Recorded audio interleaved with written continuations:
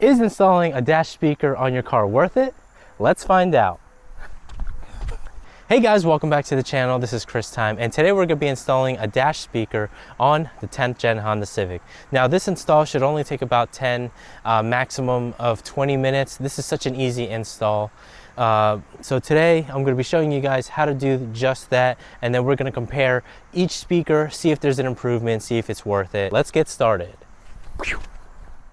This is what the box looks like, guys. So as you can see, P35B, it's a 3.5 inch two-way car speaker. We've got P35B all around. Now the text on the bottom you can barely even read, so they made it look like it came from the army almost. So here you go, opening this up. Let's see, have a bunch of screws, mounts, and all that stuff. This looks like the wire harness. We'd have to plug this into the speaker itself and then onto the car, which we'll take a look at later. And then we have an instruction booklet, it looks like. Taking a look at the speaker itself. Let's open this up. Pretty hefty speaker. I like that little lightning bolt design that they have in the front. Pretty cool, and again, it's pretty solid. This is a 4 ohm speaker, P35B, SO meaning sound ordinance. So got their sticker right here. Man, I just washed my car and it rained last night. Now I have all these spots on my car. If only I had a product. Whoa, torque detail. Let's try it out. That was so cringy. Oh well. Anyways, today's video sponsor is Torque Detail. They were kind enough to send me a sample of their product, and we're gonna be reviewing it today and seeing if this is a good product. So like I said, it just rained last night. So what I'm gonna do is I'm actually gonna find a dirty spot, show you guys a before and after. Oh, here you go. So here is a before, as you can see right there. There's like a little mark. And we're gonna see if this leaves any streaks at all and if this is easy. So they told me I have to shake this a bit to mix it. And it comes in this white liquid right here, as you can see. So we're gonna spray the area, we're gonna wipe. This is basically a 4x4 area on the hood. I'm gonna see if there's any streaks that it left behind, which I don't see any, which is a good thing, I guess. And this is supposed to leave a hydrophobic coating. So what that is, water is supposed to slip down. It has a really smooth feeling to it. This side has it, this side doesn't. This feels super rough. So that is slippery. That is not. Yeah, so see how it just tips over? This just runs right down. It doesn't leave any streaks. And like I said, you gotta do panel by panel, otherwise the product will dry and then it'll leave streaks. But if you do it, like what it says in the directions, then you'll have great results. This spray is supposed to last up to 12 months and it's made in the USA. Ceramic spray from Torque Detail, I give it a thumbs up. Now, the tools that you'll be needing is basically some sort of prying tool, because the only thing that we're going to be removing is this thing right here. And it's fairly easy. You can even do it by hand. Like right here, here's an example. I can literally just pull from up here and remove it with my own hand. Just pull from like the top right corner, or like I said, just use a prying tool. But it's fairly easy to remove, and it removes just like that.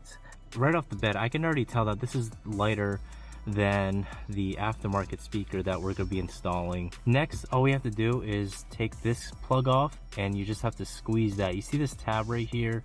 You're just going to have to squeeze it to remove it. Kind of like wiggle it around a little bit so that you can like take it off.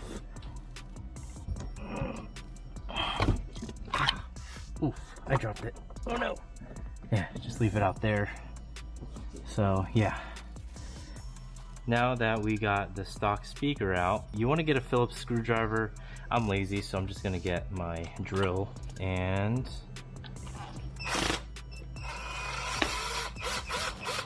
okay, take that off. Now we're gonna be using the stock screws to, oops, didn't want that to happen. But yeah, let's do this.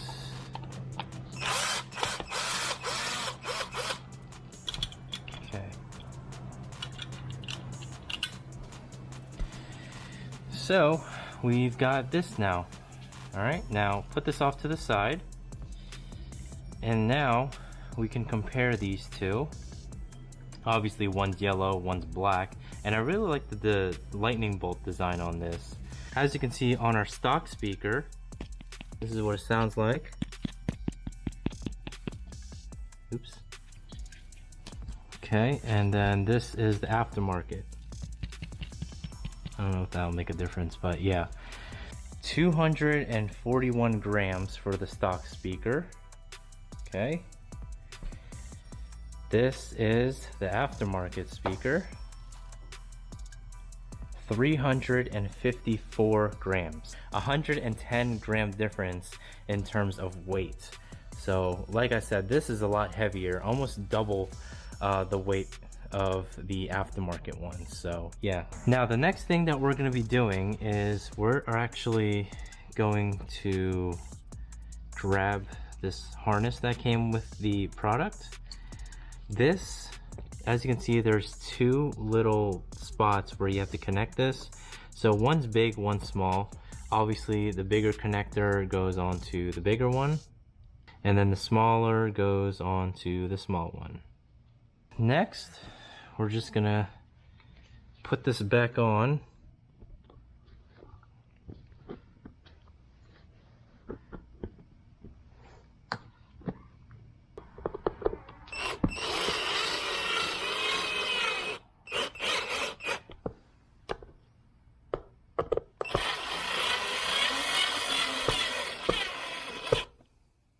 All right, so once that's all connected together, we can now put this back on, and it's as easy as that. Now back onto the car, all you have to do is just reconnect the wires. All right, so now that that's in, everything is connected.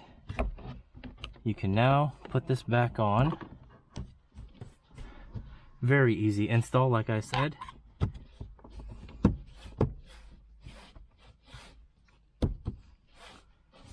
And that's it. Go ahead and test out your speakers to see the difference in sound quality. So I don't know if this is gonna matter or not, but this is what the stock speaker sounds like.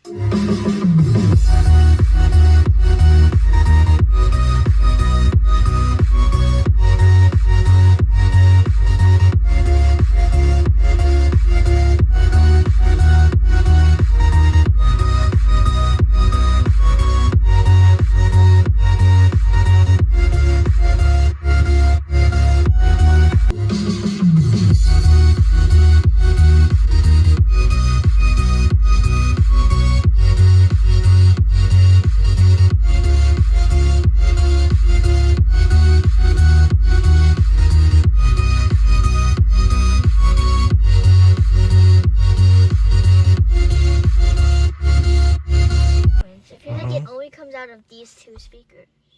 It only comes out of these two speakers? Yes, that one and that one, and then it comes out from only one ear. Really? But not this ear, and then it doesn't vibrate that much. It doesn't vibrate that much? And it sounds like it's not that loud than the other one. Because the only speaker we changed is this one right here. So you mean to tell me basically there's not much difference? Yes. When we were doing the same volume, so there wasn't really much of a difference? Yeah. Okay. You heard it here, guys. So there's really not much of a difference, honestly. It's only if you're listening to like loud volume, like at 30 or something, then you'd really hear that speaker. But like if you're listening to, you know, like 15, maybe 20, you're probably not going to hear a difference. Listening on 30, it sounds more clear. You can also upgrade these tweeters as well.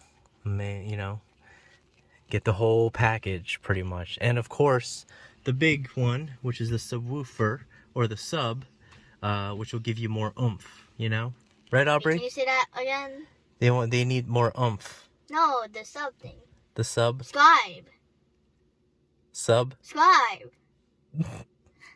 You're so corny. Wait, say that again, please. So we're gonna be upgrading the sub? Scribe, please. Okay, you hear it. So, in conclusion, is it worth it to install the speaker?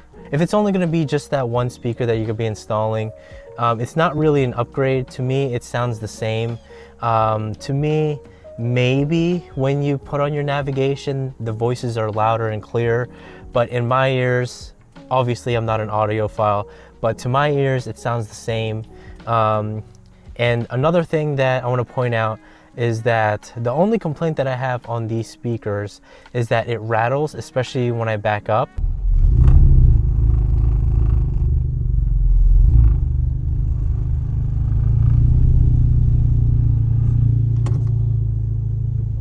These rattles were never there when I had the stock speakers on, so I don't know if there's something loose on the aftermarket speaker, but it does rattle when you back up. So that's the thing that I want to point out. Other than that, on normal speeds, there's no rattling. And like I said, maybe the GPS voices are a bit clear, and when you're listening to music, the vocals are just a little bit clearer, but like I said, it's nothing too noticeable. You're not gonna be like, wow, it sounds so clear. But other than that, it's an easy install, a cheap part. So if your dash speaker does take a crap and it doesn't work anymore, then I suggest installing this speaker. But other than that, if you're going for overall sound, then it's not worth it. And that's just my opinion. Anyways guys, that about wraps up this video. If you do like this video, be sure to hit that like button, comment down below what you guys think of this video, or if you have any future suggestions on what kind of videos that I should be making on the channel. And if you haven't subscribed yet to the channel, be sure to hit that subscribe button, because I do post 10th gen Honda Civic videos every week. So hit that subscribe button and join the Chris Time crew. That is not a thing. I just made that up. Anyways, thank you all for watching. See you on the next video. Say bye. Bye, and make sure you sub. Subscribe. No, say. Oh, and make sure you Subscribe, please. Ay, Aubrey. Adios.